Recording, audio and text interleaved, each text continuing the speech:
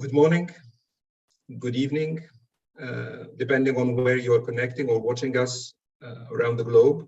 Welcome to this virtual side event entitled The Future We Want for the Mediterranean Sea and Coast, delivering on the Sustainable Development Goals while addressing the triple crisis of climate change, biodiversity loss, and pollution. My name is Jihad Ghanem. I am the UNEP MAP, UNEP Mediterranean Action Plan Public Information Officer. I am connecting from Athens, Greece, where the coordinating unit of MAP is based. I'm delighted to be your moderator, the moderator of this event today. And I can tell you that we have a very interesting palette of speakers that will bring insights from around the Mediterranean and beyond on the subject matter today. How we can achieve the Sustainable Development Goals while addressing the triple crisis of climate change, biodiversity loss, and pollution. So our side event today will be organized in two parts. The first part is titled Periscope, meaning that we'll be looking at what's happening around us in this region. The second part is entitled Propulsion. It will be concerned with action and how we can accelerate action for the achievement of the Sustainable Development Goals. In this decade of action, the last decade we're already in the second year of this decade of action to achieve the Sustainable Development Goals, while, of course, pursuing our objectives in terms of environmental protection, with a focus on today's theme, which is healthy Mediterranean ecosystems, marine and coastal ecosystems in the Mediterranean. So without further ado, I would like to give the floor to Ms. Tatiana Hema, the UNEP MAP coordinator, who will make opening remarks. The floor is yours, Tatiana. Thank you. Thank you very much, Jihad. To the colleagues with us today and to the guests who are connected here or watching the live stream through YouTube. Greetings to you all, and thank you for joining us on this virtual side event organized by UNEP MAP Secretariat Coordinating Unit and UNEP MAP components, namely the Regional Activity Center for Information and Communication in FORAC, the Regional Activity Center for Sustainable Consumption Production, MedWaves, the Priority Action Program Regional Activity Center, PAPRAC, the Regional Marine Pollution Emergency Response Center for the Mediterranean Sea, REMPEC, the Specially Protected Areas Regional Activity Center, SPARAC, and the MedPol program, the only MAP component which is administered by the coordinating unit of UNEP MAP. I'm very pleased to be with all of you today, and my greetings from Lisbon, when this big summit is going very smoothly and with a lot of activities and a lot of side events and commitments from all stakeholders participating in it. Since its inception in '97, UNEP MAP, the pioneer of the UNEP Regional Seas Program, has set in motion an exemplary multilateral endeavor to tackle the challenge of reconciling development with environmental protection. The scope of this endeavor has gradually expanded from combating marine pollution to encompass all the themes pertaining to land and sea-based pollution prevention and control, biodiversity conservation, coastal management, and sustainable development. Today, the UNEP MAP Barcelona Convention system constitutes a unique legal, institutional, and implementation framework for environment and development that underpins sustainability and resilience in the Mediterranean region. We are delighted that the UN Ocean Conference Secretariat gave us this platform to contribute to the global conversation that Lisbon is hosting this week. The UNOC Secretariat approved the concept of this side event in what was a very competitive process this year. I'm sure they saw the added value of the reflection that we are undertaking with you all today. This side event is not about our own institutional visibility as UNEP MAP Barcelona Convention. We have come to the Ocean Conference to convey the voice of the Mediterranean, share lessons learned from almost 5 decades of regional collaboration on environmental protection and sustainable development in a regional sea context. The Mediterranean, this region we at UNEP MAP are honored to serve, is special. Situated at the intersection of 3 continents, The Mediterranean is the cradle of civilizations that have shaped human history and a unique space for intercultural dialogue and effective collaboration. The Mediterranean is facing the triple planetary crisis, the global one, pollution, climate change, and biodiversity loss. Mediterranean countries have committed to achieving good environmental status of the Mediterranean Sea and coast, and more broadly, the Sustainable Development Goals under the United Nations 2030 Agenda. We have a Mediterranean strategy for sustainable development under implementation with a growing coalition of countries, civil society, organizations, and private sector entities referring to it as a common umbrella for launching sustainability initiatives and for their implementation. The MSSD provides an integrative policy framework for all stakeholders, including MAP partners, to translate the 2030 Agenda for Sustainable Development and the SDGs at the regional, sub-regional, national, and local levels in the Mediterranean region. The last COP22 held in Antalya in December last year charted the path for UNEP MAP until 2027. This period will be a crucial one for the achievement of SDG 14. The Antalya Ministerial Declaration aligned the MAP agenda with global commitment around 4 building blocks: shift to a climate resilient, resource efficient, and sustainable Mediterranean, leave a pollution-free and waste-free legacy for future generations, protect and restore biodiversity and ecosystems, raise ambition for joint achievements. The new UNEP MAP midterm strategy provides for a transformational change and will contribute to bending current trajectories. The effective implementation of the midterm strategy of UNEP MAP will situate the region on a path of sustainability, thus pushing for a green recovery in the Mediterranean in the post-COVID-19 era. Branded the COP for Mediterranean, COP22 marked 45 years of effective environmental multilateralism and regional solidarity under UNEP MAP Barcelona Convention.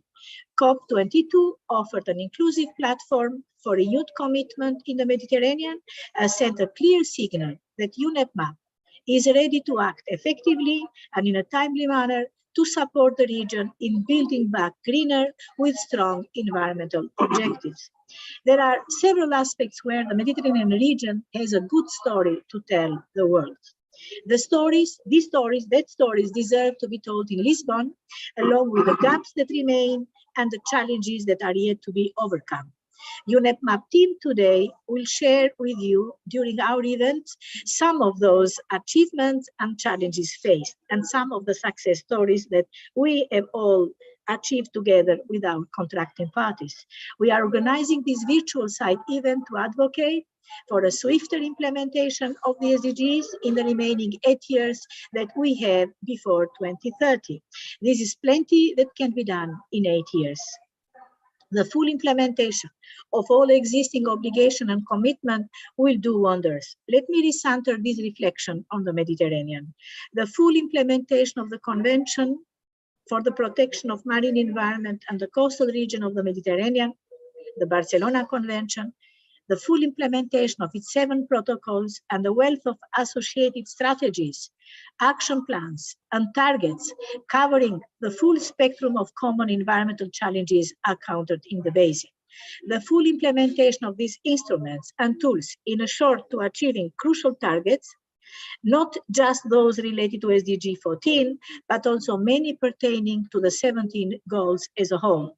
The implication of this, and in essence, what we came here to assert is that translating commitment taken by the contracting parties into national regulation that are backed by effective enforcement and compliance tool will benefit the crucial pursuit of the SDGs in the Mediterranean. A great deal is at stake. This region concentrates many of humanity's current challenges and of the issues that undermine the sustainability of the global ocean. Success in the Mediterranean region will reverberate well beyond the basin and send a much needed signal of hope that humanity can overcome differences and work together for the common objective of protecting and living in harmony with the ocean and nature in the broadest sense. I can't finish these opening remarks for this important side event without also appreciating the work that we have done with the contracting parties and with all our partners over 45 years of solidarity and outreach and joint collaboration. I thank you very much for your attention, and I wish us a very productive session. Thank you and good luck for today.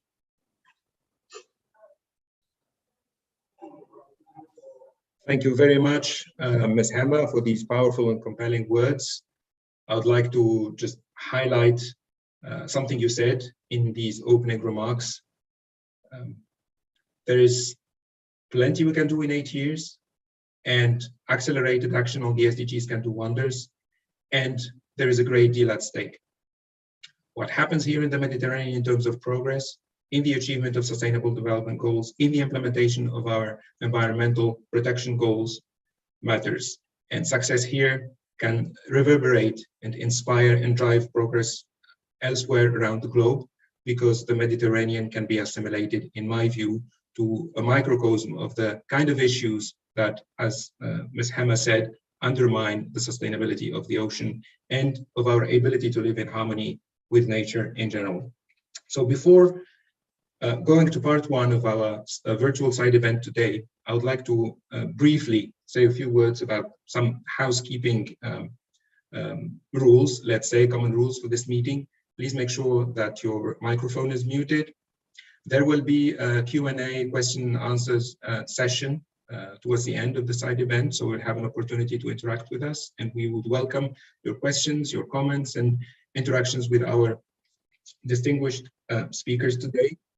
And it is time now to go to part one, titled Periscope. Let's look at what's happening around us, where we stand in the Mediterranean. And I'm delighted to introduce our first speaker, Ms. Lina Todd, who is the Deputy Coordinator of Bleu, a UNEP MAP Regional Activity Center based in Marseille, France. So what I will do is ask Lina to please start sharing her presentations, and then she has the floor. Thank you.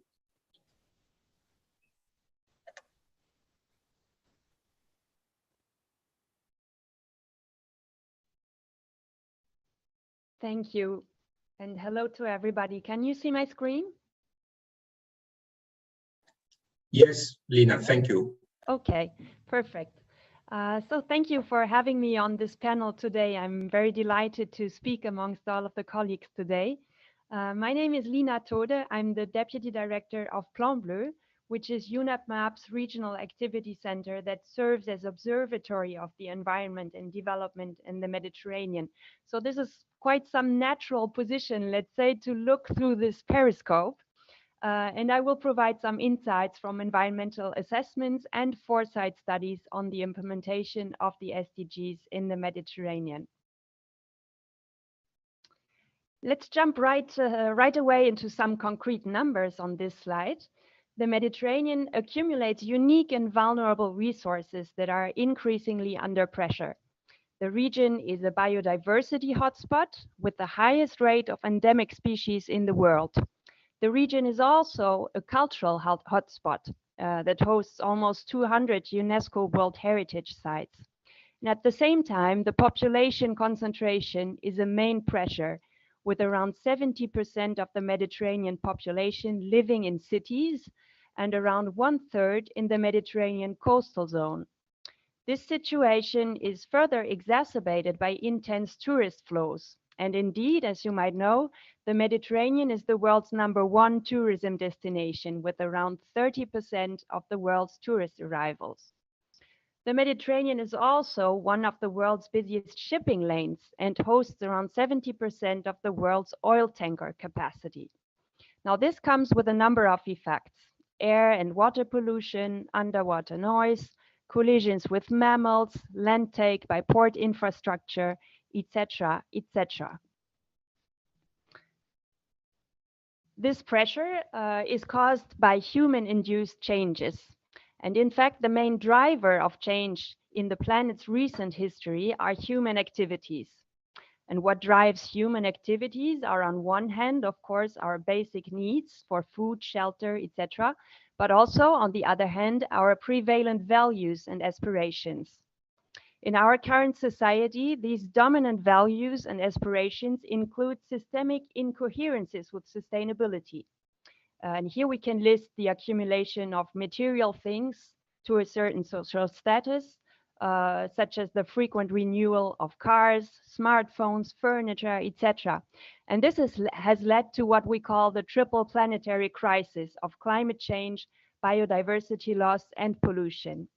But these three are actually three symptoms of the same disease. It's our unsustainable consumption and production pattern that is driven by our values and aspirations. Let's just look into climate change very quickly. Even without climate change, the unique natural characteristics that we have in the Mediterranean are already under pressure. And now climate change comes and further exacerbates the situation and already shows its effects today. The air in the Mediterranean has already warmed by more than 1.5 degrees, and it is projected to reach 2.2 degrees when the world in the average will reach the 1.5 threshold at around 2040. Seawater has already warmed by almost 0.5 degree and could reach around 3.5 degree warming by the end of the century. At the same time, the sea level will rise by up to 2.5 meters according to some projections, and this will put at risk the more than 20 million people that live at altitudes below 5 meters close to the shoreline. Many of the mentioned heritage sites are also located at low altitudes and are at risk of erosion or flooding due to sea level rise. As an example, the lagoon of Venice is a very prominent site for this risk. I will go much quicker through pollution and biodiversity loss because these issues will be taken up in the forthcoming presentations by our colleagues as well. You can also find the infographics that I will show now on pollution and biodiversity on our website, for which I will share the link at the end of my presentation. On pollution, let me just say that pollution is present everywhere in the Mediterranean. It's in the soil, in the water, and in the air, with synergistic impacts between different pollutants and new molecules that are being created every day. Air pollution alone kills around 228,000 people in the Mediterranean every year. In terms of biodiversity, we can really say that human activities have a devastating impact on habitats and species in the Mediterranean region, a region that is particularly rich in biodiversity and hosts many endemic species. For example, the emblematic seagrass Posidonia oceanica has declined by 30% in the last 50 years. And actually, its functional extinction is projected by the end of the century, according to the IPCC. Despite these alarming statements, we must recognize that the mobilization of stakeholders made it possible to achieve some progress in certain areas, especially if we compare to no intervention scenarios. And this is true, for example, for bathing water quality, which has improved in many places, and also for accidents at sea that involve oil or hazardous or noxious substances, which have largely decreased. And this is also thanks to international efforts under MARPOL and, of course, our sister regional activity center present here, REMPEC, in the Mediterranean. Now, however, these areas of progress have not at all been sufficient to reduce overall pressures and the degradation of the Mediterranean coastal and marine environment. They have not allowed Mediterranean coastal populations to actually reduce or adapt to current and projected environmental and climate change, and neither to increase their resilience. The Mediterranean is not on track to achieve neither the good environmental status of the waters nor the sustainable development goals by 2030. And in fact, as you can see on this slide, the SDSN, which is the Sustainable Development Solutions Network, projects that only around 5% of SDGs will be met in the Mediterranean by 2030. And if we turn this around, this actually means that the region is projected to fail on 95% of its SDGs. What the Mediterranean needs really is a fundamental reorganization of the Mediterranean system with profound changes of behavior at all levels and in all areas. Now, in a recent work that we did, which is the State of the Environment and Development report, we have identified 10 levers of action to achieve the profound changes that are needed. And I would just go into one of them today because we don't have the time to look into everything. And this is foresight. Now, if we ask Mediterraneans about their vision of the future, many express some kind of a business as usual scenario, which would be very much in line with the projection of an only 5% attainment of the SDGs that I just presented earlier. And it is a very dark picture. It's what we call the perfect storm. What we realize is that most people have a much more vague idea of what a sustainable future could be. Of course, it is expressed in the SDGs. It is also expressed at the Mediterranean level in the Mediterranean Strategy for Sustainable Development. But actually, the narrative of what life would be like is missing. And this is a crucial gap because in our human minds, we need some kind of representation of a situation in order to actually find a way to get there. And in addition, society will have to deal with trade-offs in the future that exist between different sustainable development goals and that also depend on local conditions, which are not the same everywhere in the Mediterranean. I will give just one example of such society questions and trade-offs that we might have to deal with in the future. If we look at the ongoing armed conflict in the Ukraine, then this gives us some thought for food on several aspects. As Mediterraneans, we need to rethink our model for the future. And energy security is just one example that finds itself heavily impacted right now in the Mediterranean. We are really running to find alternative energy sources, renewable ones and fossil ones. But even if we manage to widely switch to renewables, we will encounter new challenges because the renewables would need a number of raw materials, rare earths, metals that are not present in the region. And therefore, we create new dependencies on external countries and environmental impacts in the countries of extraction. And this run for renewable energies could also create enormous pressure to explore our Mediterranean seabed in the hope of maybe finding the needed materials closer to us that could be mined as needed in proximity. But would we, as a Mediterranean society, be willing to sacrifice part of our marine ecosystems for the sake of satisfying our ever-increasing energy demand? And what is the role of the Barcelona Convention and its protocols in such new situations that we might or might not encounter in the future? And to explore this type of question within the UNEP MAP Barcelona Convention system, we are now working on this foresight exercise that we call Med 2050. And the aim of this exercise is to shed light on possible futures, to propose, to come up with alternative shared narratives of the future and to build transition pathways. So I will stop here for now, but I would really like to stress that we are looking very forward to further working together with our contracting parties and partners to step up to our shared responsibility, which is the objective of the Barcelona Convention, to preserve and sustainably develop this common heritage for the benefit and enjoyment of present and future generations. And foresight is for us at Bleu an important tool in this endeavor. I just put here some resources for you on this slide where you might find some additional information about what we do at Bleu in particular, Med 2050 in particular, which is our foresight exercise, and also one of our last works, which is the first Mediterranean assessment report on climate and environmental change, the MAR1, which I also put the link here. And just to finish, I would like to say just one citation from Winston Churchill, who said, "If you don't take change by the hand, it will take you by the throat." Thank you very much. Thank you very much, Lina. Lina Todd is the Deputy Director of Bleu, UNEP MAP Regional Activity Center based in France.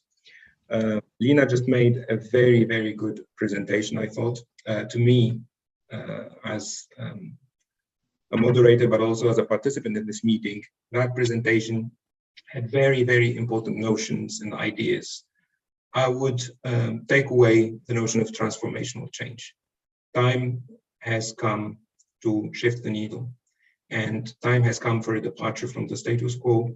We need change. We need transformational change that would take us from the current situation to a new situation where the trajectories of development do not put us on a collision course with nature in the Mediterranean, because the drivers of environmental degradation that Lina highlighted are not or cannot be located in a single sector. We're talking about the way our economies, the economies in the Mediterranean and beyond, are structured. So we need to re-engineer economies to live in harmony with nature in the Mediterranean. So biodiversity protection is a very, very important part of the action that needs to be taken to do so. And with us today, our next speaker is going to be Mr. Khalil Atiyah, who is the director of SPARAC. SPARAC is an acronym standing for Protected Areas.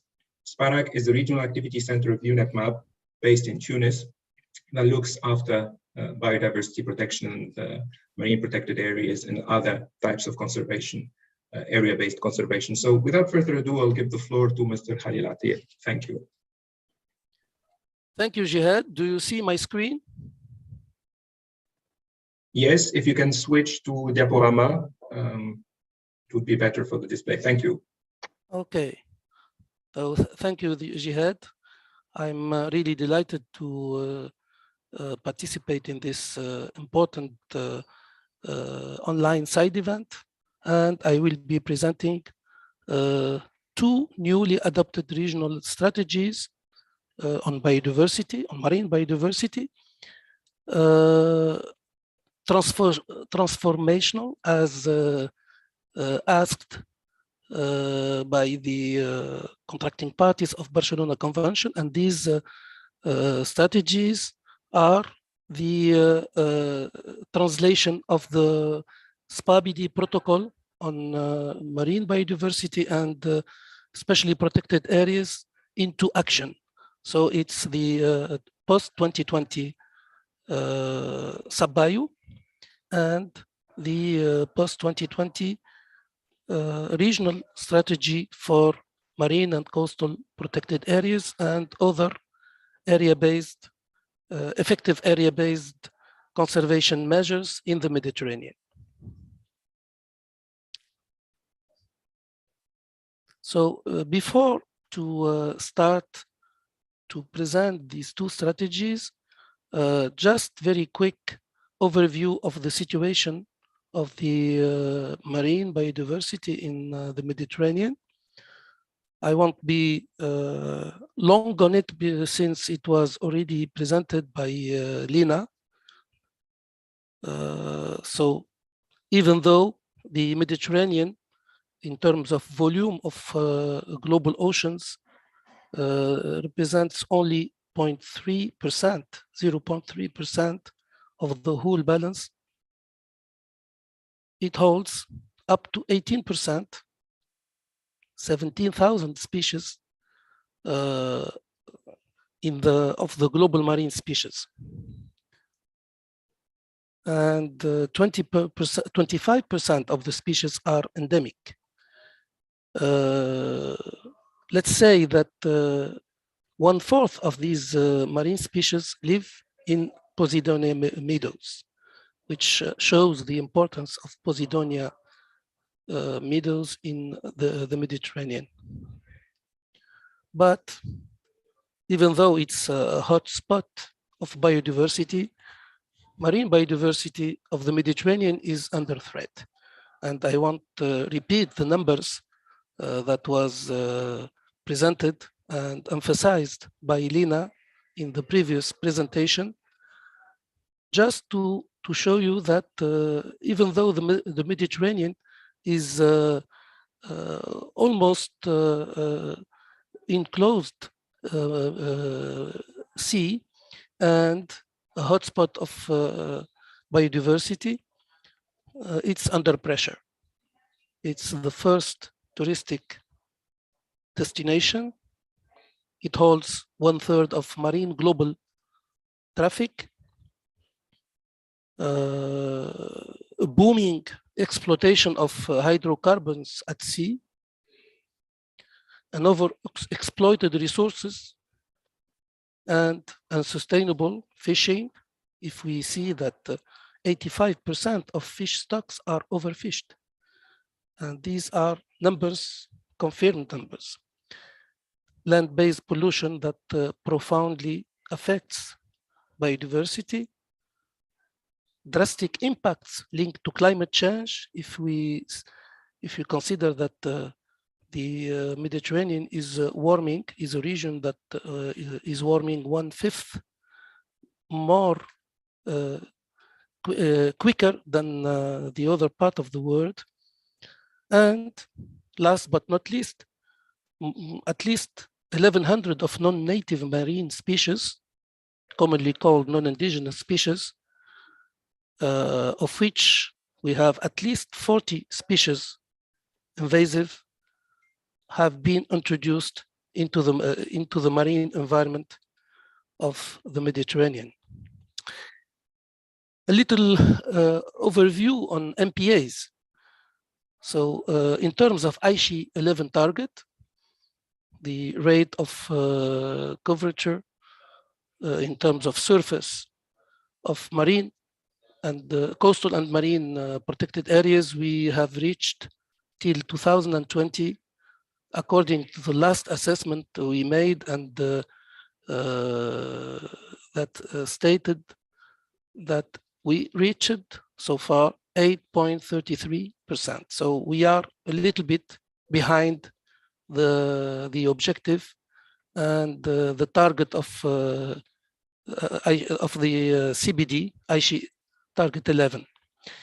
And this is formed of, constituted of more than 1,000 officially designated marine protected areas.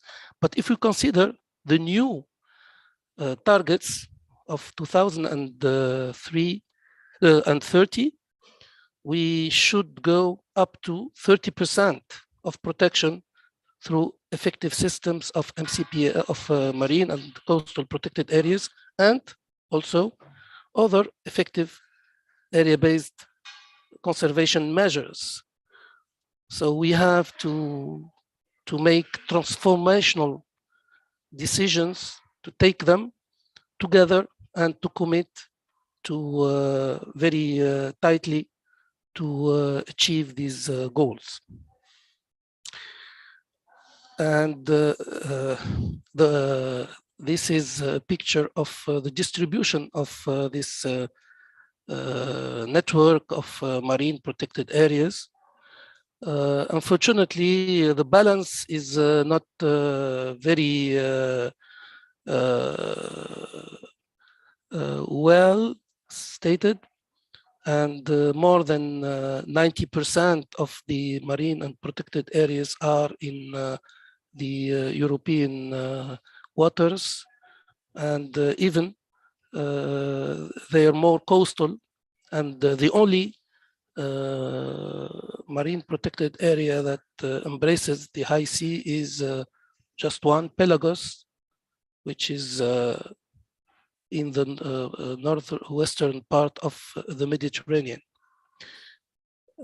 In terms of management, it's very unfortunate to say that more than 15%, only around 15% of the declared marine protected areas in the Mediterranean have the sufficient means to assure an effective management. So we have also to work very seriously on improving the management of the already declared marine protected areas. Well, the Post-2020 SAPBIO, which is the regional strategic action program on conservation of marine biodiversity and sustainable use of marine resources in the Mediterranean has been adopted in the last COP in Antalya in this last December 2021 by the Conference of Parties to Barcelona Convention.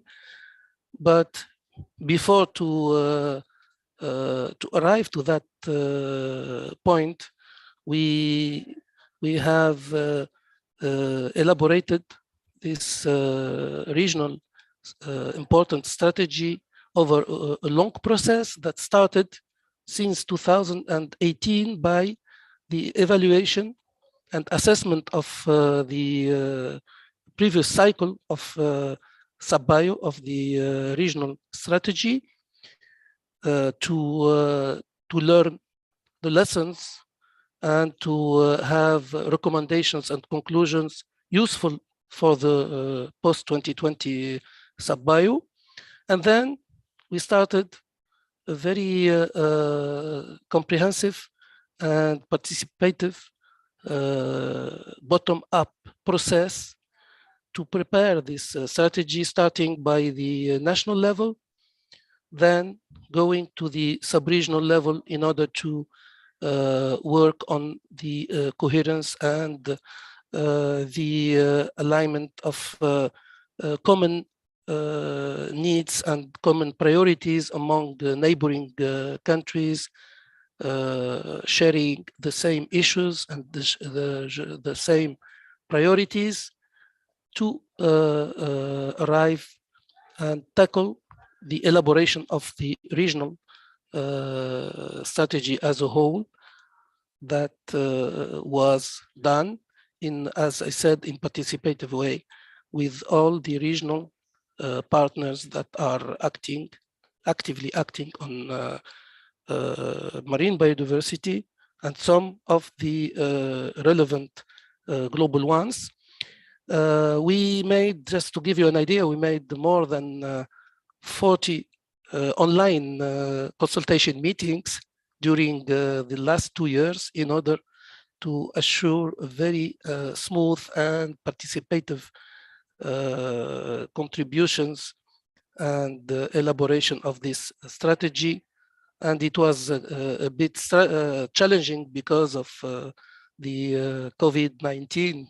We kind of forgot that, but we lived with that for almost 2 years, and it was very challenging for the process, but we have had a very successful process. And in terms of content, of substance, a quick idea about what is the this SAPBIO, this post-2020 SAPBIO strategy. So the vision says that by 2050, marine and coastal biodiversity is valued, conserved, restored, and wisely used, maintaining ecosystem services, sustaining a healthy Mediterranean sea and coast, and delivering benefits for all the people. And it's very much aligned with the global biodiversity framework with the 3 goals. The first one relates to reducing the threats to biodiversity. Second, to ensure that biodiversity is preserved and maintained or enhanced in order to meet people's needs. And the third goal is to enable the transformative changes with the necessary tools and solutions, and about also very important mainstreaming into the different activity sectors. And under these 3 goals, we have 10 action pillars that are very much important to translate these goals into action, and ending with 42 strategic actions for which we have set the milestone of 2027 for midterm evaluation and updating of some of the contents and objectives, and with a final goal very aligned with the global biodiversity framework of 2030. And of course, for each action, we consider that what startup or preparatory activity is needed, what issue has to be addressed, and how to be tackled.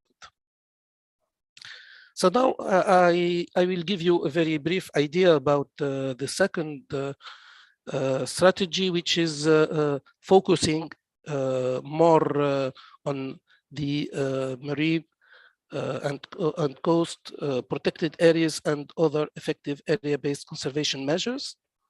So this strategy was also adopted by the Barcelona Convention contracting parties in December, in the last COP, COP22 in Antalya, Turkey. And it aims at reaching the global targets in terms of area-based conservation. That implies numerous quantitative and qualitative improvements to be made at different levels on governance, on other effective area-based conservation measures, recognition, on marine and coast protected areas network expansion, but also on management effectiveness, which is a very, very important qualitative aspect for MPAs, and of course on governments and stakeholders, and particularly the sectors that are acting and evolving in the marine environment action. And the two main targets have been set, even though they are still under discussion at global level, and hopefully will be agreed on by the end of this year in Montreal. So by 2030, at least 30% of the Mediterranean Sea will be protected and conserved through well-connected, ecologically representative of effective system of marine and coastal protected areas and other effective area-based conservation measures. And the second target is that by 2030, the number of coverage of marine and coastal protected areas with enhanced protection level is increased, and this is a very important target to give chance for the ecosystem to recover. And an overall idea about the structure of this MCPA and OECM strategy. So you have the targets, two targets, the overarching targets, and then 5 outcomes under which the outputs are set to cover the 5 pillars that I presented in the beginning of the for the MCPAs and OECM strategy. I won't go into details because that time doesn't allow. So in elaborating and working on these strategies, 4 aspects are have been taken into account in a very integrated manner for both post-2020 SAPBIO and post-2020 strategy, regional strategy for MCPAs and OECMs under Barcelona Convention.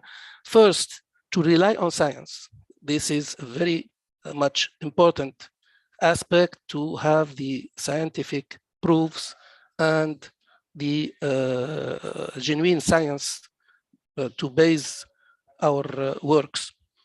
The second aspect is to let nature breathe and to live in harmony with nature. Third is tackling problems at source, because at source you can find the source problems and you can work on the genuine measures to take. And most important, shifting paradigms. What we need in our region is no more business as usual. and to be more ambitious and to take commitment on that. So some messages to take home. First, to use a language that resonates with decision makers and donors, because I'm not sure that so far maybe we did, but we should make it sure that we use the right language with the messages that could be heard and understood by decision makers and donors, because money is very important. The second one is to promote mainstreaming biodiversity and area-based conservation into all sectoral policies relevant for the protection and sustainable use of marine living resources. As you know, the marine environment is the environment where a lot of socio-economic activity take place, and the responsibility of these actors is equal to the conservation community one. So let's them take their own responsibilities in order to be a shared responsibility. Third is to integrate natural capital and ecosystem services accounting into national accounts systems, mean business and public authorities in such a way that nature and ecosystem services are acknowledged in economic terms and better integrated in decision-making process. The problem now is in the big decisions, in the sectoral strategies occurring in the marine environment, we don't have yet the tools, the accounting and the economic tools, financial way to account for the ecosystem services in order to take them and into account in the decision-making process. So this is a very much important aspect to be worked on in the coming years, to be able to achieve the 30% by 2030 conservation. And last but not least, to scale up financial support dedicated to biodiversity and area-based conservation issues, because nothing can be done without without financial means and material means. And thank you for your attention.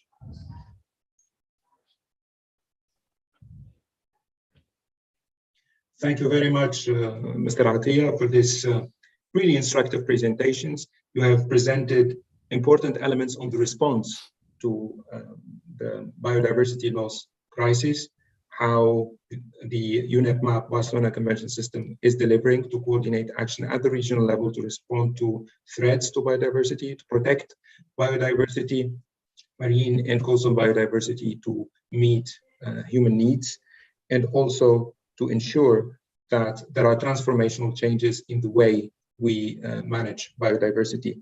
You've talked about the need to rely on science.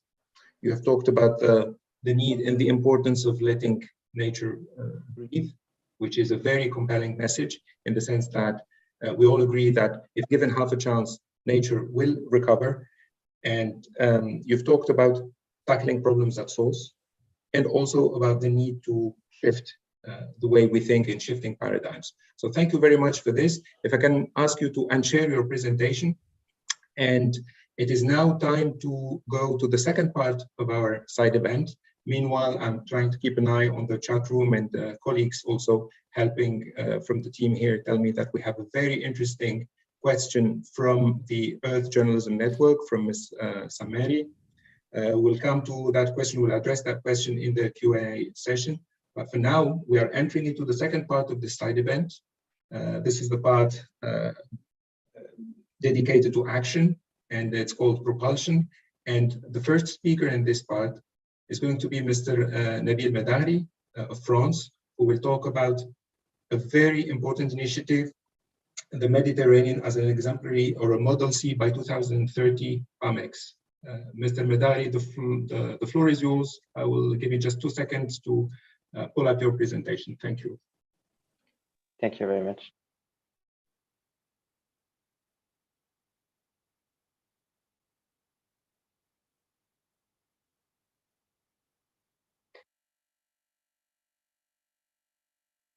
Okay, perfect. So thank you very much for sharing my presentation.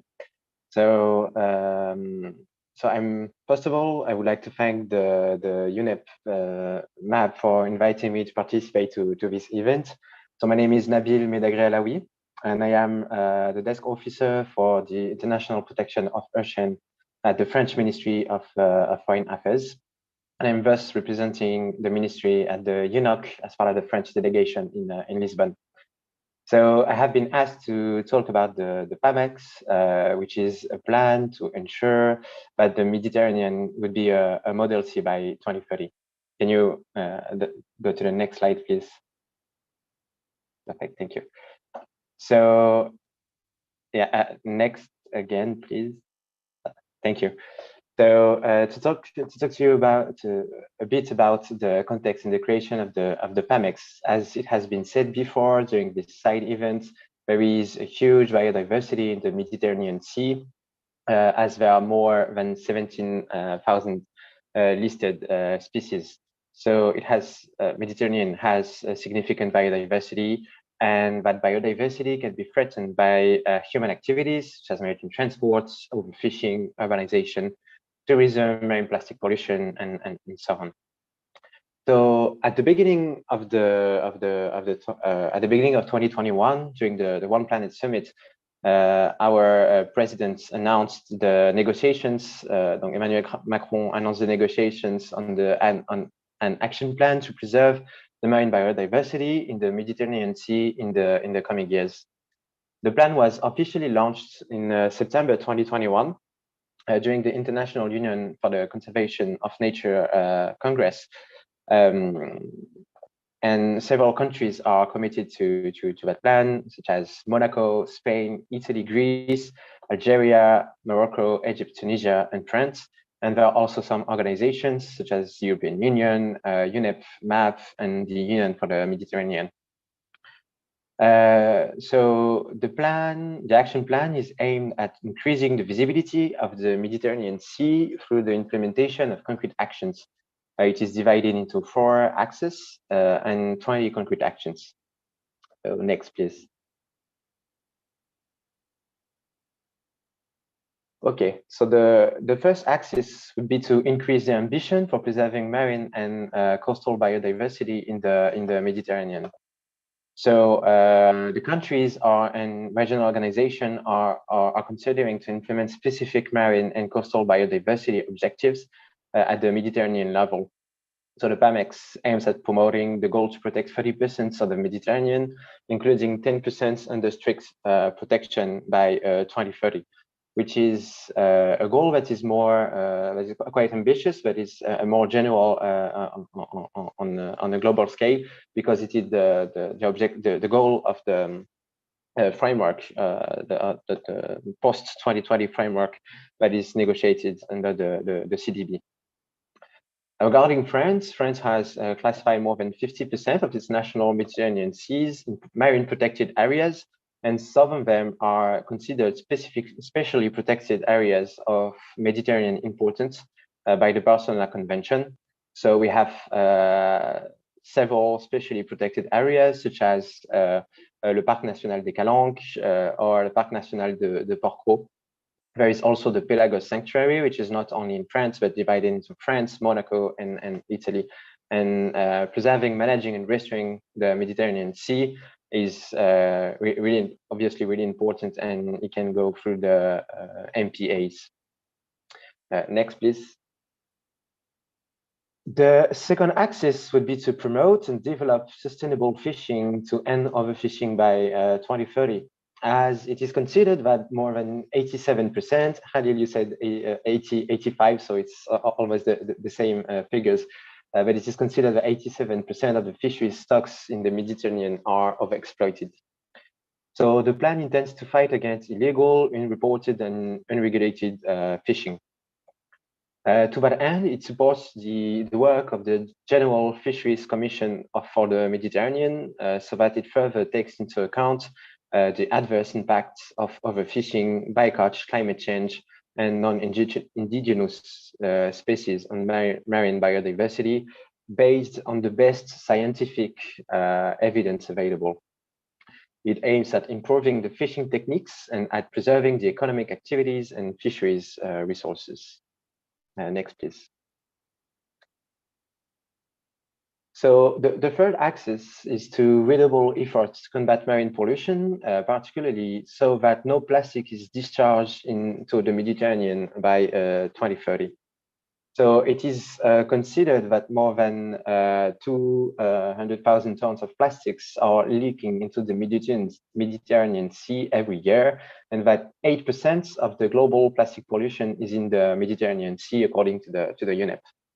So that's why the plan aims at adapting legislations to progressively eliminate the most environmentally damaging single-use plastic products, such as plastic bags, also plastic bottles, and to have more to avoid that they are leaking into the sea. To that end, it is necessary to identify land-based pollution hotspots in the Mediterranean and in the coastal areas, and by 2030 to work towards finding the most appropriate solutions. It is necessary to have an approach based on the life cycle of the plastic and to identify land-based pollution hotspots. Next, please. So the fourth axis would be to promote maritime transport practices which protect the maritime environment and combat climate change. The plan aims at greening the ports and at creating a network of Mediterranean ports that could work together towards the goal to reduce carbon emissions. It's the same process than for the MPAs. Of course, each state has and is implementing measures nationally, but it is necessary to have more coordination. And the plan intends to improve the coordination between the ports and also between the MPAs, obviously.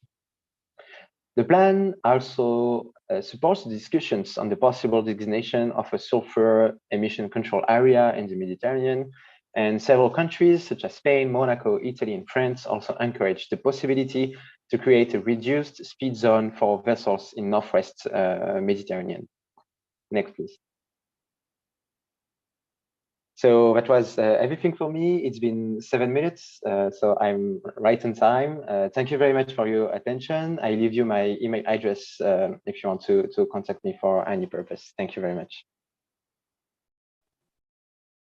Merci beaucoup, Monsieur Medari. Thank you very much for the presentation of PAMEX, a very important initiative, and it's very much in line with the objectives of the UNEP Barcelona Convention, and we look forward to working with you in the future.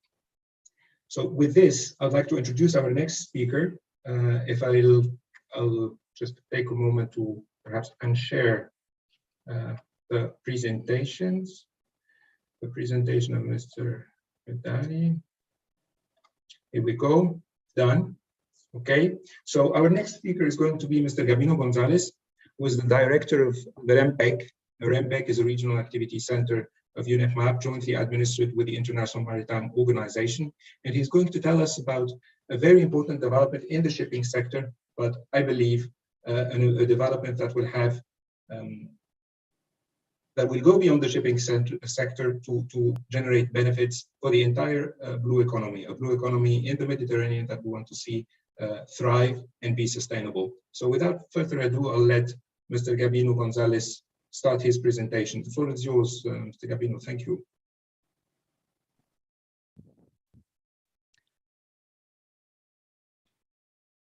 Good morning and afternoon to all. Hope the screen is properly shared. So I'm honored to speak at this event in my capacity as a head of office of the Regional Marine Pollution Emergency Response Center for the Mediterranean Sea, REMPEC, established under the Barcelona Convention and administered by the International Maritime Organization, IMO. Before addressing the MEDSOC-SICA, which I hope after this presentation will make sense to you, allow me to say a few words on the Mediterranean strategy for the prevention of preparedness and response to marine pollution from ships for the period 2022 and 2031.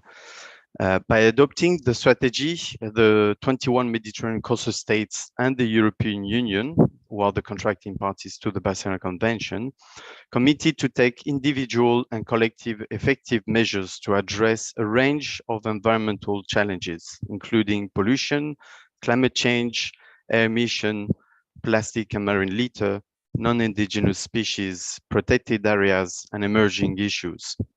The strategy is not only a response to these environmental challenges, but also a driver of green maritime transports that undergird a wider sustainable blue economy in the Mediterranean. This is part of a broader endeavor undertaken by the International Maritime Organization, UNEP and the contracting parties to the Barcelona Convention to address the triple crisis of climate change, pollution, and biodiversity loss in the Mediterranean, while accelerating the achievements of the Sustainable Development Goals. To illustrate the power of the cooperation offered by the Barcelona Convention, allow me to recall the historical adoption by its contracting party of the decision on the possible designation of the Mediterranean Sea as a whole as an emission control area for sulfur oxide, so-called MEDSOC-SICA, the implementation of which is embedded in the strategy. Following the decision taken at the Mediterranean level, the EU member states and the Mediterranean countries submitted a joint proposal to the IMO Marine Environment Protection Committee, known as MEPC, which is the legal, legitimate body taking decision at global level on maritime policies. In June this year, MEPC 78 approved such proposal, and the final decision will be taken in December this year with an entry into force mid-2024 with an additional exemption period of 12 months. So we still have to wait until the end of this year to have the outcome of the decision of MEPC. But what MEDSOC-SICA means, you may, some of you wonder. The emission from ships have significant adverse effects on human health as well as on the environment. For instance, emission generated during marine engine combustion contributes to the formation of sulfur oxide aerosols, which along with other type of particulate matter are able to penetrate deep into the lungs of human and all living organisms. Exposure to such pollutants is linked to lungs cancer, cardiovascular illness, and asthma. The designation of the MEDSOC-SICA would mean capping sulfur content in fuel oil use on board ships operating within the MEDSOC-SICA area at 0.1%, which represent 1/5 of the current global legal limits. The Mediterranean Sea represents only 1% of the world ocean, and we've heard from previous speakers that it sees over 20% of global seaborne trades, which carry approximately 80% of transported goods. And changing regulation on ships in the Mediterranean impact not only the Mediterranean trade, but also ships passing through the region. The adaptation of such change have, of course, a cost. Countries and the shipping sector needs reassurance on the economical impacts of the MEDSOC-SICA compared to its benefits.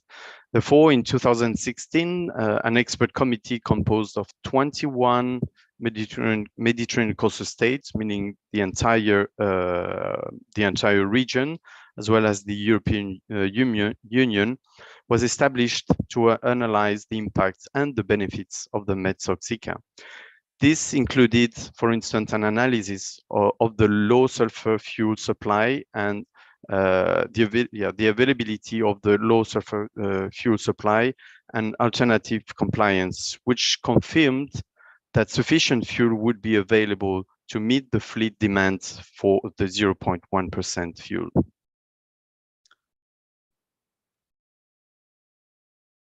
Further economic impact evaluation studies were carried out by these experts, who looked, for instance, into competitiveness of the shipping industry, the additional costs and benefits, and their distribution for economies and citizens, as any increase on shipping of goods have an impact on the cost of the good transported.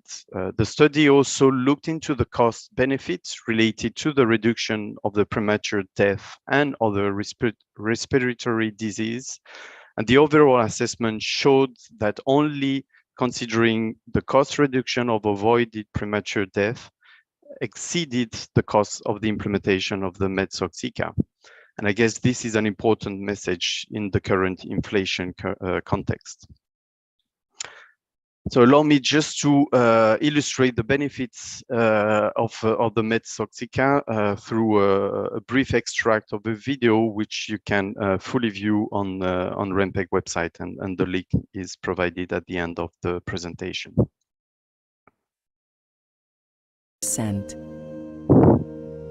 The MEDSOC-SICA would come with a raft of benefits.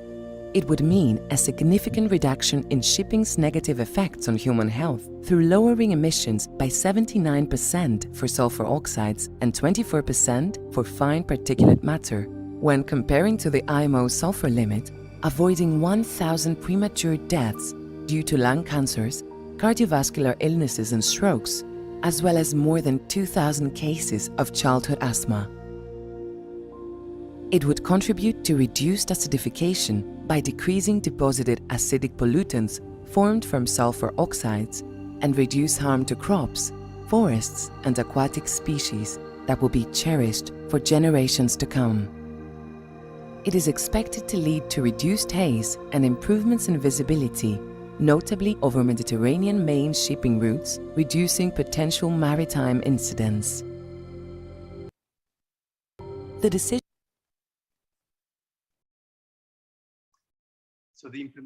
So the implementation of the MEDSOC-SICA comes with other benefits, notably through the acceleration of the ratification of MAP on Annex 6, which regulates air emission from ships and therefore support efforts on the reduction of air emission from ships, greener shipping, and climate changes. The MEDSOC-SICA has mobilized resources and supports to countries and will drive transformation of ports environments, for instance, through the setup of electrification of ports, which we are already seeing flourishing in the Mediterranean ports, such as in Marseille and Valletta.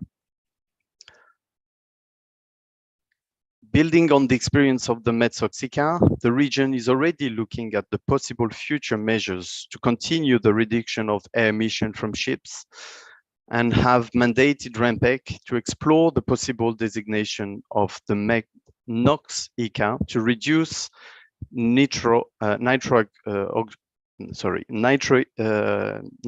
oxide emission from ships. But this is another story which is about to begin.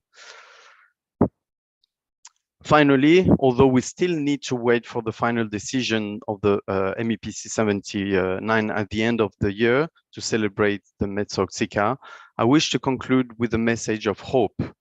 The MEDSOC-SICA has demonstrated that governments, international and regional intergovernmental organizations, the private sector, research institutions, and NGOs can make significant changes through a collaborative approach and concerted actions and contribute to a greener shipping, blue economy, and healthier Mediterranean environment. Thank you for your attention, and you can find more information on the topic on the links provided on the page. Thank you.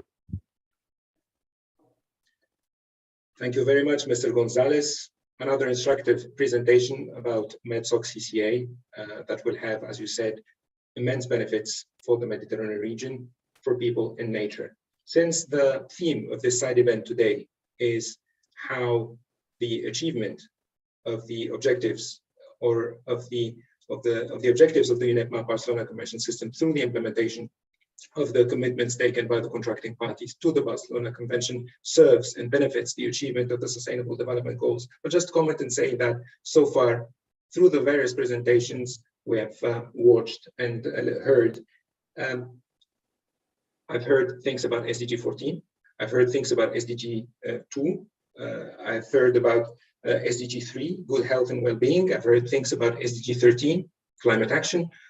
So as the meeting goes on, I think we are seeing evidence that the acting on the commitments taken by the contracting parties by Mediterranean countries in the Mediterranean region benefits the pursuit of the Sustainable Development Goals. Our next speaker is going to be Ulfat Hamdan, Ms. Ulfat Hamdan of the coordinating unit of the UNEP MAP Mediterranean Action Plan. I'll ask Ms. Hamdan, who is the Med Program Management Officer, to start sharing her presentation. And the floor is yours, Ms. Hamdan. Yes, good morning, good afternoon to all the colleagues and participants. Can you see my presentation on share mode? Yes, we can see it. Thank you.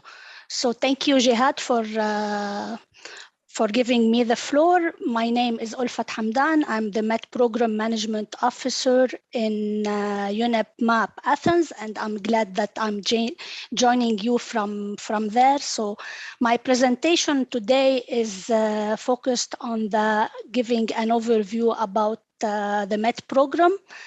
As you see from its title, it is enhancing environmental security, and therefore the overall goal of this Med program is to address the key issues that have impact on the environmental security in the Mediterranean.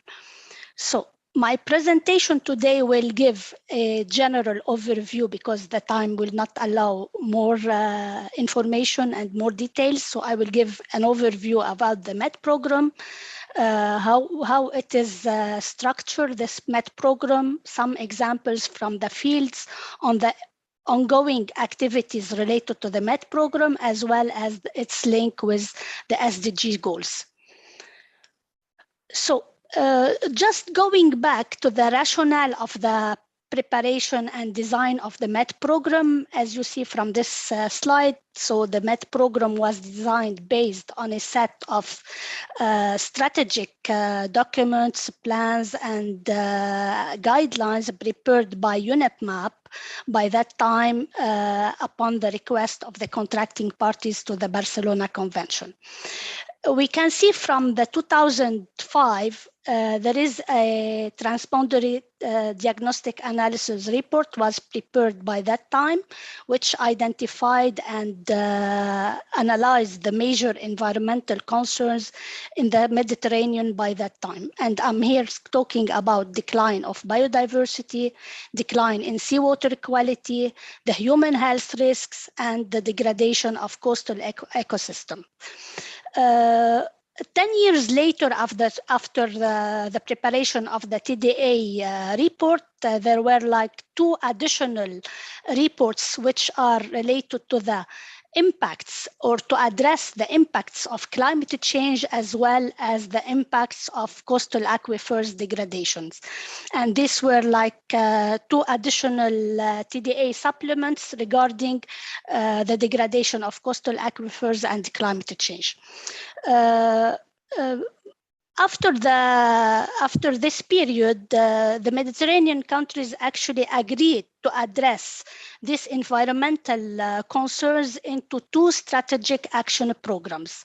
The SAPMED, which is related to land-based pollution, and the SAPBIO, which is related to biodiversity. And Khalil explained a little bit about the SAPBIO post-2020. Here we are talking about the SAPBIO 2020, and now this is actually under update, and we can see that many of the strategic documents that were prepared by that time by UNEP MAP are now subject to update. And I would like to mention here that the TDA 2005 is now under update by the MET program itself. It's one of the main activities under the MET program. Also, following the adoption by Barcelona Convention of the 2 strategic action programs, the countries translated the priority concerns, the priority environmental concerns into national action plans, and they benefit from 2 projects which support the implementation of the ground of the activities and actions prepared by these national action plans. And here I'm talking about MET partnership and the Horizon 2020. And I think the MET program is a continuation of this support to the contracting parties. So as we see, and as our colleagues mentioned before, the strategic documents and reports prepared by UNEP MAP on the Mediterranean Sea and its region revealed the main conclusions. As we see now, it is confirmed that the Mediterranean region is one of the main climate change hotspots. Of course, we have pressures on the resources due to high concentration of population and economic activities in the coastal zones, also due to improper management of wastewater and industrial wastewater, which are discharged directly into the Mediterranean Sea. We have a great impact on the inhabitants and the environment. Also, we have, it is one of the major titles and of the major sectors now arising in our time, the effect of marine litter on the Mediterranean Sea and also on the Mediterranean region. So this MET program tried to use the approach of the theory of change, allowing it to revert the degradation trends affecting the Mediterranean, as well as to enhance resilience to climate impact. So it was based, and it is based now on a set of multifocal area interventions and investments in order to address the key environmental issues and concerns. Why it is considered this MET program an innovative approach? Because it involves several focal areas. So we are talking here about chemicals and waste. We are talking about international water, climate change, and biodiversity. So we see here that 4 GEF focal areas were gathered together in order to implement an innovative program in order to answer and to address all key environmental issues. So also it contains a set of full-fledged projects, and now I will speak a little about what are these projects. We have under the MET program 8 child projects that tackle different key issues and concerns. Also, we have benefits at the national and regional and global level, and I'm talking here about the disposal of persistent organic pollutants, about polychlorinated biphenyls and mercury at the national levels from the beneficiary countries, as well as we are benefiting from the program, as I already mentioned, at the regional level, because there will be update of the transboundary diagnostic analysis report, as well as many activities which tackle the regional component. And also at the global level, of course, in terms of ICZM protocol, in terms of the climate change. So we have multi benefits.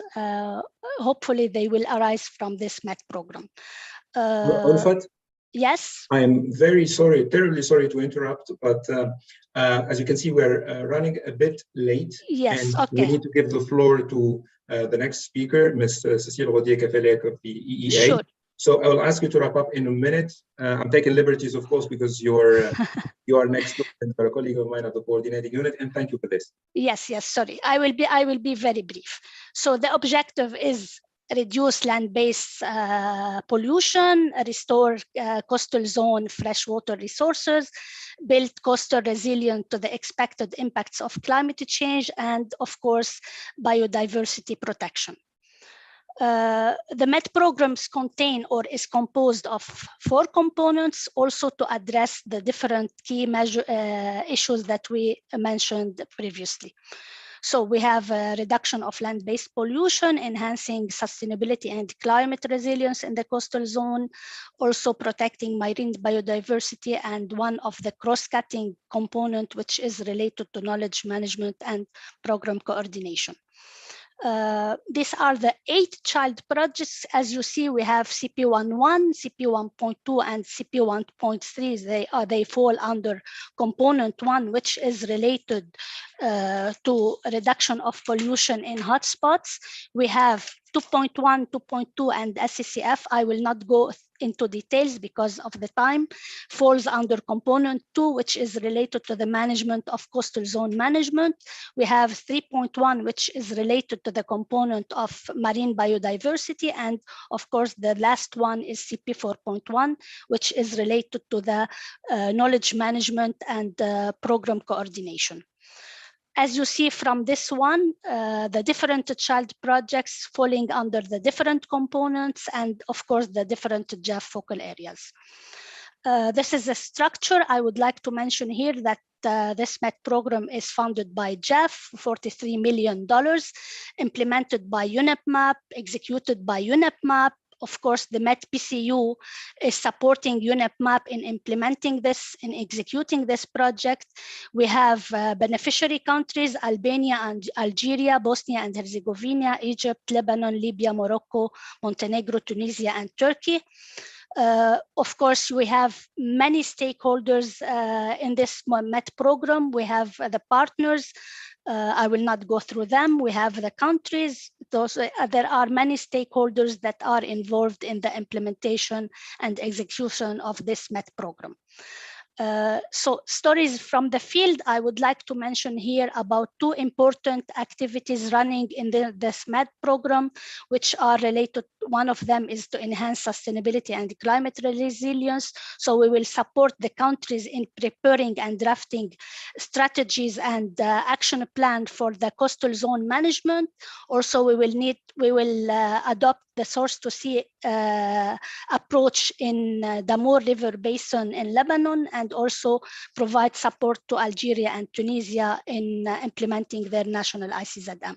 Also, another component which falls under CP11, we have now we are ready to start disposing around 700 tons of persistent organic pollutants, PCB, from Lebanon and Algeria, and by this way we can rescue the Mediterranean from this persistent organic pollutants, and it will give, of course, a positive impact to the Mediterranean. So talking about the SDGs, I think Jihad, you mentioned several SDGs, and I would like to highlight SDG 5, which is related to gender equality, and we have this as a cross-cutting item under all the portfolio of the program, as well as under the different child projects, in order to enhance and mainstream gender equality in the MET program, as well as to raise capacity of the different stakeholders. Sorry, thank you so much for your listening. I was intending to present a video, but I think the time will not allow. Thank you so much. Thank you very much, Olfat. Just to reassure you that we will be posting resources, a link to the video and a link, of course, to the Med program website on the UNEP MAP website. This virtual side event has a web page that you can also find on the UNEP MAP website. It has been extensively advertised on social media. And without further ado, I'll give the floor to our colleague, friend, Cécile Rodier-Kefelec, of the European Environmental Agency. Thank you very much, Cécile. Good afternoon, everyone. Thanks, Jihad. So yes, I'm Cécile Rodier-Kefelec from the European Environment Agency, and so I'll try to conclude this propulsion part of the side event in trying to provide you with one of the tools we are looking at as a partner to the UNEP MAP in building this strategic partnership to really support this ambition of the Barcelona Convention and the MAP family in really progressing towards sustainable development. If it works. For whatever reason, I can't move. Yes. So as a kind of context, why the EEA is there as a partner. So we have a change in context in the EU with the European Green Deal, providing a brand new framework for really looking at systemic views in changing our models, or economic models, which is now a bit more centered in nature. So as being a part of the EU, we have a responsibility to look at the Euro-Mediterranean within this sustainability sphere.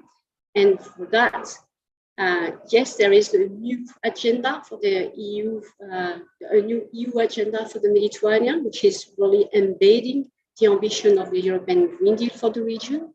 We have our EEA-IONET new strategy, which is also having this strategic and systemic element in view, and we are also anchoring into the UNEP MAP term strategy. So we have a tool for coordination, which is this new strategic partnership between the European Environment Agency and UNEP MAP for the upcoming period until 2030, so that we can cover really all the progress in achieving the sustainability and the Agenda 2030. So the plan is built around some strategic priority, which are really building up on the core of what the MAP family is doing, what the European Environment Agency is doing. And one of these key aspects is really building a strengthened knowledge base. And for this is really being able to provide up-to-date information and data. It's also to be able to respond to those political priorities. So on the Euro-Mediterranean dimension, so that is really our anchor in the external agenda of the Union, but also embracing the regional aspect that covers the Barcelona Convention. From a strategic point of view, we have been working a lot on previous years together in trying to make best use of data, and the technology and the digital transformation is really providing a new axis of work. And we also identify that as a strategic priority, how this digital transformation can really help in unlocking the power of data and really providing a more efficient platform for sharing and building up knowledge. Then the last strategic point is really linked to the governance and ability to have this conversation. So I'm here in Lisbon for this week for the UN conference. So being able to meet with people and pass this conversation toward all of our stakeholders, being able to do this communication is really key in a Euro-Mediterranean context. So the strategic partnership is based on a set of consolidated activity. So the one is really linked to the monitoring and assessment. So how we can support both what we are doing in Europe, what the Barcelona Convention is doing in the food basin, so that we can improve monitoring and assessment in all thematic areas. And for that, we like to focus a bit more on pollution issues.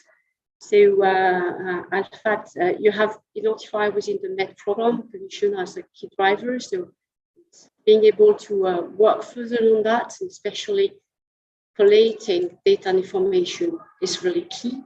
The second point is more on biodiversity and ecosystem, where there is the new angle, so moving from conservation to restoration connectivity. Here it embraces the new way of giving breath to nature. So how we can ensure that we are doing restoration in a proper way and that we can ensure a proper connectivity of ecosystem. Then the last one is really a cross-cutting issue, and it's where sustainability is.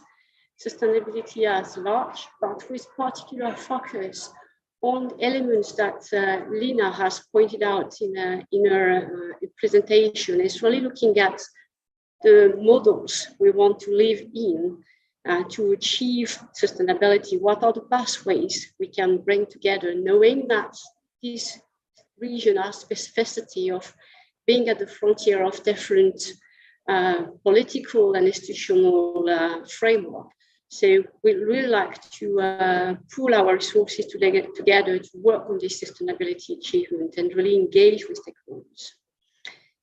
In that strategic partnership, we involve the full power of the European Environment Agency and our European topic centers, but also the entire MAP system. So all regional activity centers are involved from their expertise. What are we planning to deliver? So we have a couple of major products. So we still want to contribute to the major assessment of marine and coastal environment. We want together to continue working and developing indicators that are policy relevant in a Euro-Mediterranean context, but also be a bit more innovative in the way we develop tools and methods to approach and measure sustainability achievement, but also look at responses and solutions. So a clear anchor and a clear focus on how solutions are out there, who are the front runners. Mediterranean is really one region that the rest of the world is looking at, because it's really where all the challenges and what Tatiana was introducing with the tripod crisis, solutions are there, how we can really document them in a consistent way. For that, we like to produce a sustainability gap report together. That is require having a very strong and strengthened network behind, so that we can engage with experts, can engage with stakeholders, can be able to have this policy science interface. And for that, we also engage in following a resource mobilization to really have the effective resources for that joint action. All of this work is really based on the recurrent messages that we have been providing together, and it's really to cover this full information chain, so from monitoring to knowledge. And knowledge is at the core. Here is really what EA is basing at. And here with this strategic partnership, we really want to cover fully this ecosystem, this eco-region that the Mediterranean is, and has a special place beyond the regional seas, the European regional seas. And having this partnership with UNEP MAP, with the Barcelona Convention, is really the key tool to really go and move forward in achieving and supporting the implementation of the Barcelona Convention, and really going towards achieving the Sustainable Development Goals. Few links there if you want to learn more about that joint work plan, or reach out here in the EA, or know what we are doing. But I really hope that concluding this propulsion part of the side event, it gives you an idea of how we can put in practice this collaboration and partnership in an extensive and extended region.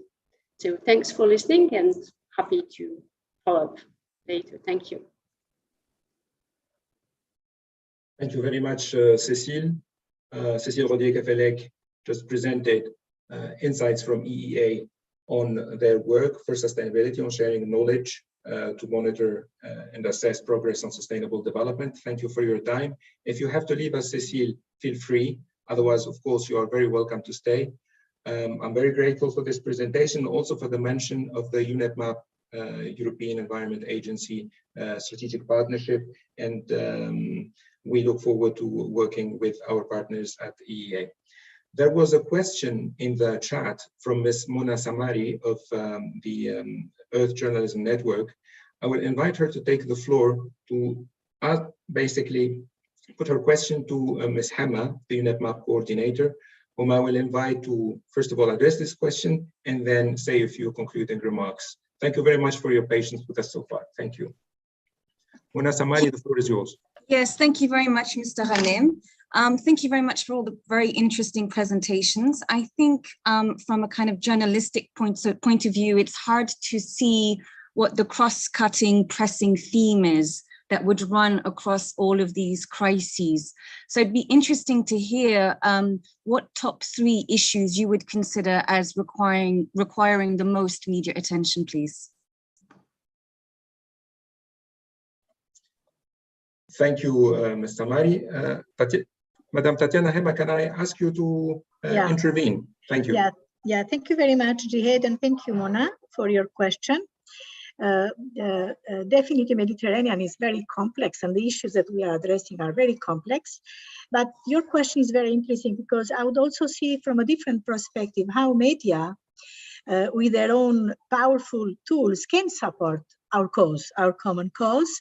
And something that is important from your perspective, from our perspective, are the 3 issues that we already, in a way or in another, all of us mentioned. Providing evidence, they are important issues for the Mediterranean, and they are also coming from the global perspective. And what I would say that would like very much to have a lot of awareness and pressure, constructive pressure for all stakeholders to take their action would be definitely on how to prevent and reduce plastic pollution in the Mediterranean, making sure that we have marine litter-free and plastic pollution-free Mediterranean Sea and coast. The second issue would be how to promote marine protected areas as an important management tool to protect biodiversity, to halt biodiversity loss, and to enhance its resources. And there is a lot of work to be done in this by different actors, not necessarily only the Mediterranean Action Plan Barcelona Convention. And the third issue is how to promote common work by everybody in enhancing Mediterranean resilience towards climate change.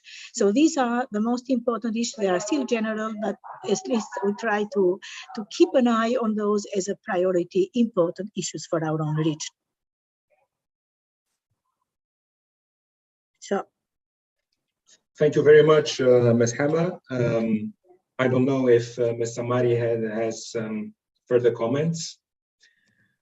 Yes, thank you, Mr. Thank you very much for your answer. I was just curious to know whether you thought that there was more of a biodiversity crisis or an overfishing crisis in the Med. I know that both are interlinked, but in terms of the most pressing issue needed, do you think that more coverage is needed on overfishing or more on the biodiversity degradation? Yeah. Both of them, if I may, both of them are important. They are very much interlinked with each other. We are working very closely with our colleagues at the GFCM, which are handling in particular the part related to the fisheries, but we're also at UNEP working together. I think that both have to be brought to the attention, and marine protected areas or other special planning measures that have been already part of our own strategies can be a very good tools. But we as environmentalists, we try and we are used to focus a lot on marine protected areas as an effective tool to halt biodiversity loss and to enhance the conservation of biodiversity. But definitely there is still a lot of work to be done on promoting also other management tool for biodiversity protection. Thank you very much. Thank you. Thank you to all our speakers. Thank you for asking this question, Ms. Samari. Thank you to our coordinator for addressing it. Many thanks to all the speakers, and thank you very much, our audience, for being patient with us. I think the discussion was interesting, just to me. We took some liberties with the time, and we really, really are grateful for the time that you gave us today. Thank you very much. And with this, I will close this side event. Our participation in the Ocean Conference continues. You can find more information on the UNEP MAP website. And we have this afternoon another side event that we're organizing with Italy and Slovenia with a number of other partners. Tomorrow on the 30th of June, we have a side event also in the Altes Arena in Lisbon, an in-person side event that we're organizing with the Hellenic Ministry of Environment and Energy. Stay tuned for more, and thank you very much once again. Have a good conference and have a good afternoon.